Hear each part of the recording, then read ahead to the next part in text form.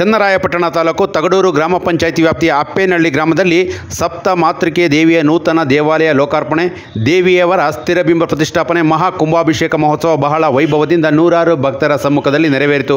ಶಾಸಕ ಬಾಲಕೃಷ್ಣ, ಅರ್ಚಕ ಸಂಘದ ತಾಲೂಕು ಅಧ್ಯಕ್ಷ ಒಳಗೇರಳ್ಳಿ ಶ್ರೀಧರಮೂರ್ತಿ, ದೇವಾಲಯ ಸಮಿತಿಯ ಅಧ್ಯಕ್ಷರಾದ ಕೃಷ್ಣಭಾವಿ, ಉಪಾಧ್ಯಕ್ಷ ನಾಗೇಶ್, ಕಾರ್ಯದರ್ಶಿ ಮೋಹನ್ ಕುಮಾರ್, ಖಜಾಂಚಿ ಗುರುರಾಜ್ ಹಾಗೂ ಗ್ರಾಮದ ಮುಖಂಡರು, ಭಕ್ತರು ಉಪಸ್ಥಿತರಿದ್ದರು.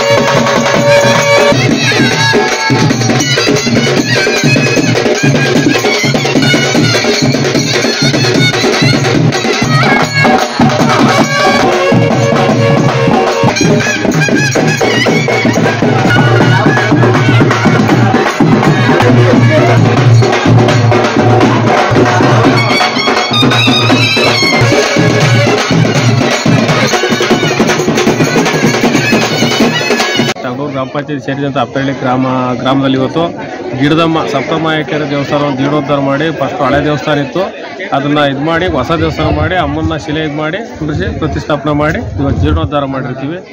ಮತ್ತು ಇವತ್ತು ಜನಗಳಿಗೆ ಬಂದಿರೋಂಥ ಭಕ್ತಾದಿಗಳಿಗೆ ಅನ್ನದ ಸಂತರ್ಪಣ ಕಾರ್ಯಕ್ರಮ ಕೂಡ ಇಟ್ಕೊಂಡಿರ್ತೀವಿ. ಒಂದು 150 ವರ್ಷದ ಹಿಂದೆ ನಮ್ಮ ಅಜ್ಜ, ನಮ್ಮ ತಾತ ಮುತ್ತಾತರ ತಾಲೂಕು.